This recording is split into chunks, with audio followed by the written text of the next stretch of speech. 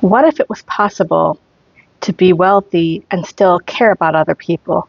What if the wealthy people in our society truly cared for and helped the rest of the country as the Bible actually says to do?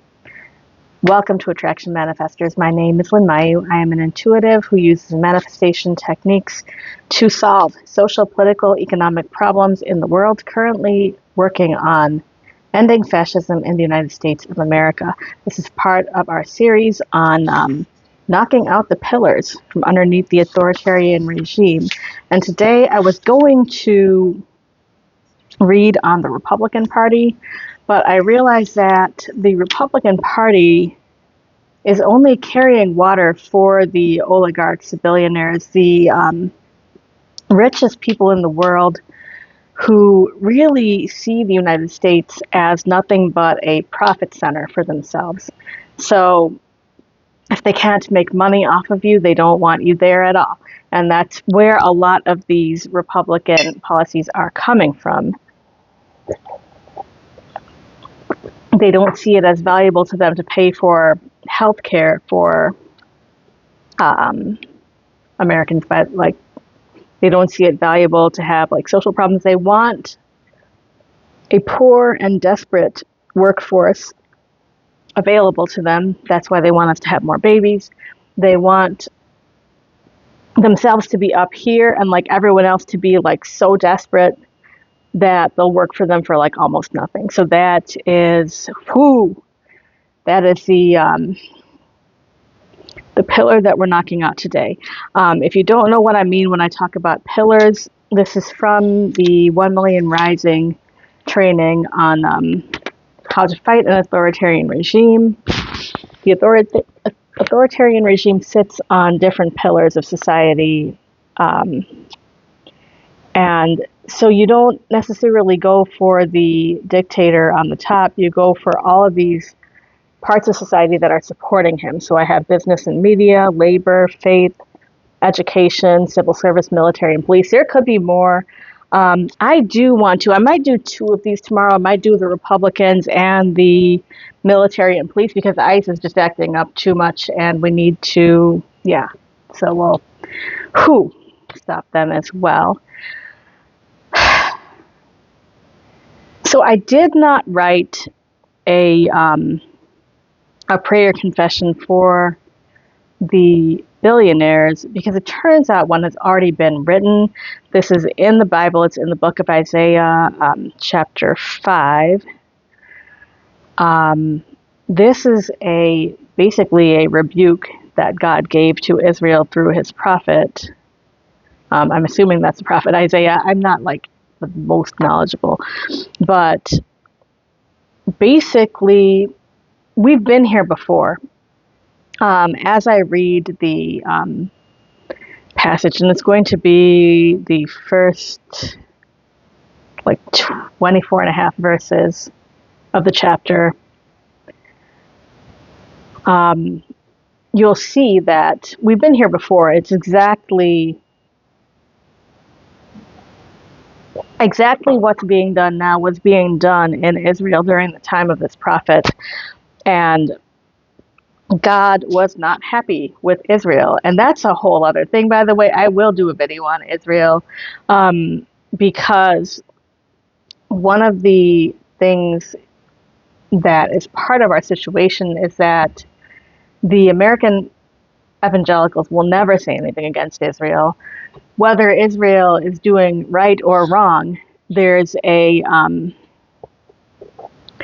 like a biblical superstition that, and it's not really a superstition, it is a truth. There is in the book of Genesis, it says like, I will bless whoever blesses you and whoever curses you, I will curse. And he's talking to, I think, Abraham, and it's about the descendants of Abraham, which is the nation of Israel or the Jewish people. So whoever blesses Israel will be blessed by God. Whoever curses Israel will be cursed by God.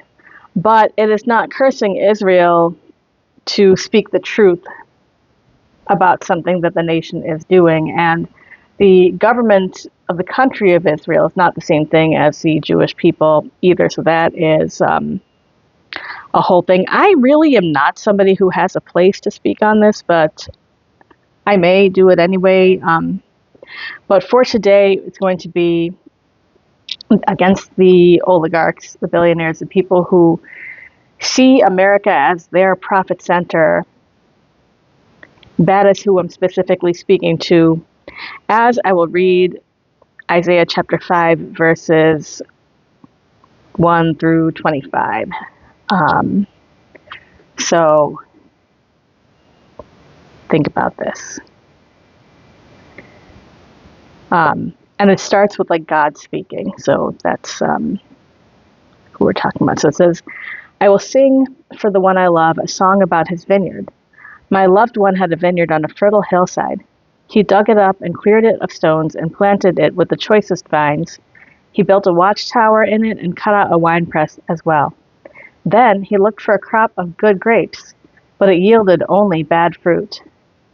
Now, you dwellers in Jerusalem and people of Judah, judge between me and my vineyard. What more could have been done for my vineyard than I have done for it? When I looked for good grapes, why did it yield only bad? Now I will tell you what I am going to do to my vineyard. I will take away its hedge, and it will be destroyed. I will break down its wall, and it will be trampled. I will make it a wasteland, neither pruned nor cultivated, and briars and thorns will grow there. I will command the clouds not to rain on it. The vineyard of the Lord Almighty is the nation of Israel, and the people of Judah are the vines he delighted in. And he looked for justice, but he saw bloodshed, for righteousness, but heard cries of distress. Woe to you who add house to house, and join field to field, till no space is left and you live alone in the land. The Lord Almighty has declared in my hearing, surely the great houses will become desolate, the fine mansions left without occupants. A 10-acre vineyard will produce only a bath of wine. A homer of seed will yield only an ephah of grain. Woe to those who rise early in the morning to run after their drinks, who stay up late at night until they are inflamed with wine. They have harps and lyres at their banquets, pipes and timbrels and wine, but they have no regard for the deeds of the Lord, no respect for the work of his hands. Therefore my people will go into exile for lack of understanding. Those of high rank will die of hunger, and the common people will be parched with thirst. Therefore death expands its jaws, opening wide its mouth. Into it will descend their nobles and masses, with all their brawlers and revelers. So people will be brought low and everyone humbled, the eyes of the arrogant humbled. But the Lord Almighty will be exalted by justice, and the holy God proved holy by his righteous acts. Then sheep will graze as in their own pasture. Lambs will feed among the ruins of the rich. Woe to those who draw sin along with cords of deceit, and wickedness as with cart ropes. To those who say, let God hurry, let him hasten his work that we may see it. The plan of the Holy One of Israel, let it approach, let it come into view, so we may know it. Woe to those who call evil good and good evil, who put darkness for light and light for darkness, who put bitter for sweet and sweet for bitter. Woe to those who are wise in their own eyes and clever in their own sight. Woe to those who are heroes at drinking wine and champions at mixing drinks, who acquit the guilty for a bribe, but deny justice to the innocent. Therefore, as tongues of fire lick up straw, and as dry grass sinks down in the flames, so their roots will decay, and their flowers blow away like dust, for they have rejected the law of the Lord Almighty and spurned the word of the Holy One of Israel. Therefore the Lord's anger burns against his people, his hand is raised, and he strikes them down. Now, if you read the rest of the chapter, God goes even harder than that on his people. And I don't necessarily want to wish death on the oligarchs, so I'm going to say, and we're not there yet either. We're not at a place where, but we're close. We're close. I mean, the passage said something about, now I will tell you what I'm going to do to my vineyard. I will take away its hedge, and it will be destroyed. I will break down its wall. It will be trampled. I will make it a wasteland. You can see this. You can see this happening. The protections in the United States of America for the common people are really being taken away. People are trampling on citizens of this country right now. This is beginning to happen. But, and as always, it does not have to continue. So when it comes to the manifestation intention here,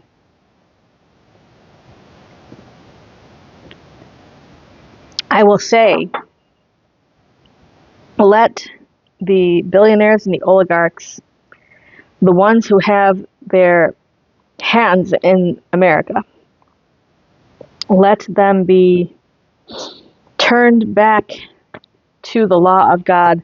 Let them be turned back to follow the dictates of a good conscience.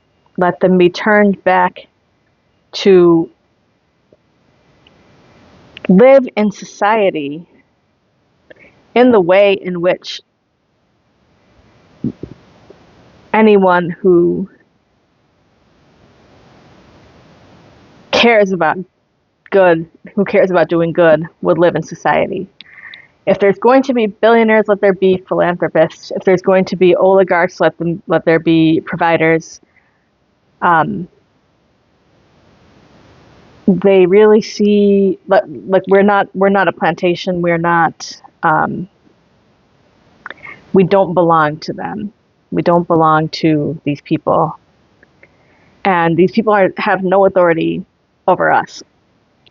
When it comes to spiritual authority, God has the authority over each individual human being, and it is literally that. There are some hierarchies that the Bible talks about, but the biggest one is that you have that direct connection to the divine, to the universe, and no one can get between you and God. No one can. No one has that right to control your relationship with the divine. That's where freedom of religion came from in this country. So I have the pendulum in my hand. Maybe we will play with it a little bit. Okay. Show me yes.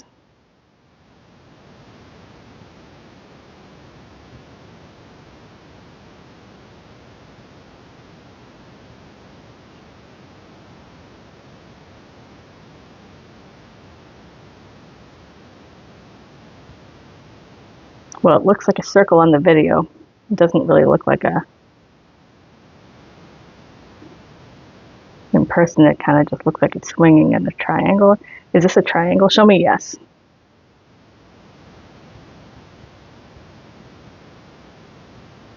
You're really just swinging side to side. Okay. Show me no.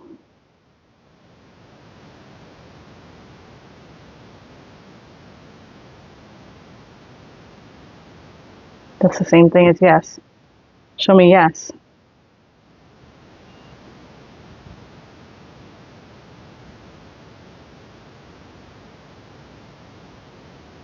Maybe the pendulum doesn't want to play today. That's fine. Where was I going with that? Okay, so the oligarchs. We're going to take out the tarot cards then. Actually, no. I have got one more Bible reading for us. Which one was it? It was about...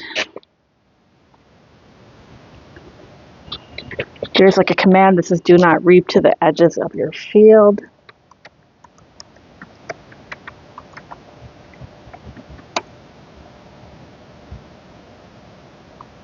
That is Leviticus chapter 23. Okay, we're going to find it.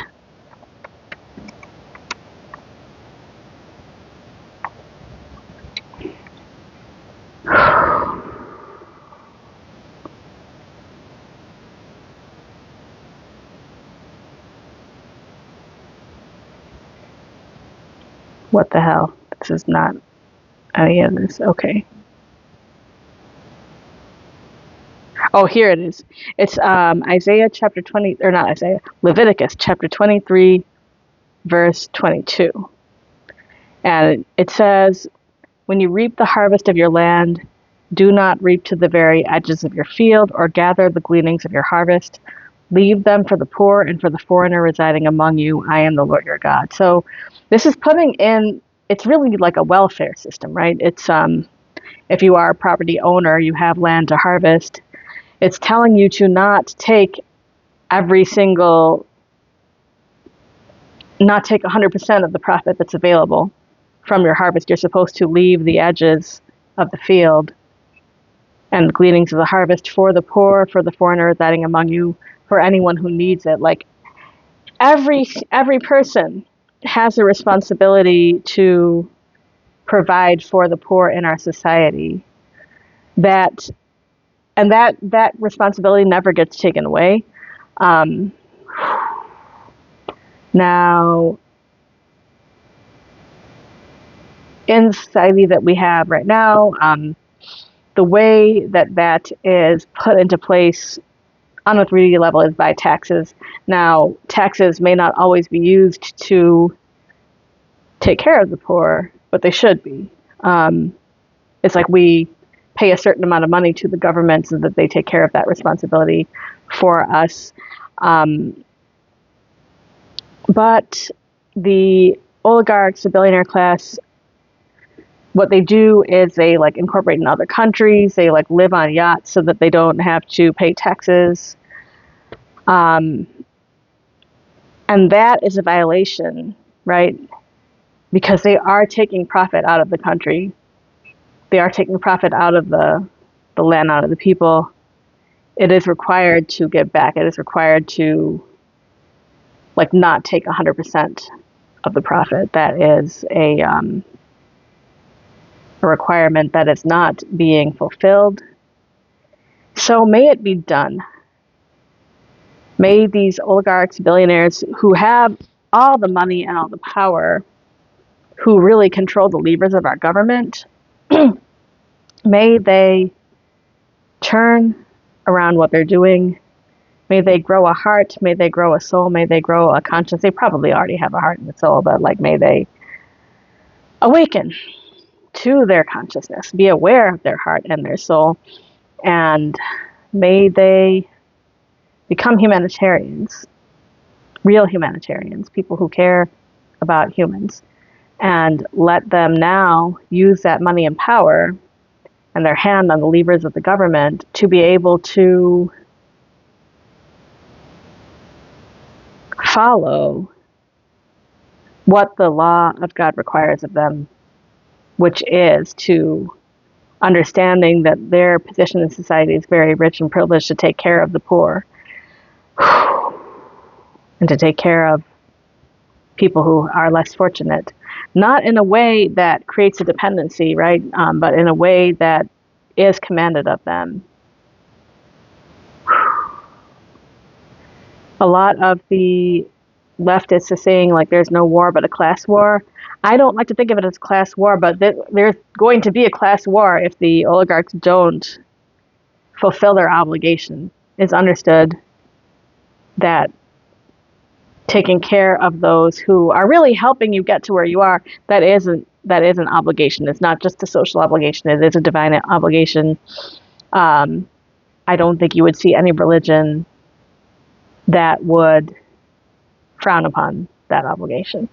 So, yes, may the oligarchs be turned around in their conscience, and may they from now on, live their lives and do their work and do their political lobbying in such a way that takes care of the people of every nation from which they take profit, not just the United States. We're going to stop here. Happy manifesting.